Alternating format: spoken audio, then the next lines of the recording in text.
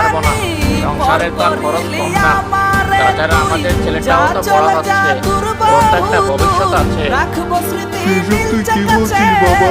নিজের ছেলের কথা ভেবে এই বুড়ো বাবা মাকে অশ্রদ্ধা করছিস?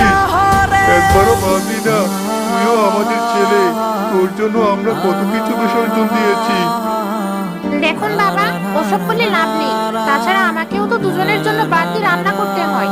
তাই বলছি আপনারা আজই বাড়ি ছেড়ে চলে যান।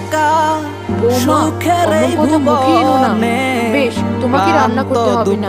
এই বুড়ো শরীরে সব কাজ যখন করতে পারি, ওই রান্নাটুকু আমি করে নিতে পারবো।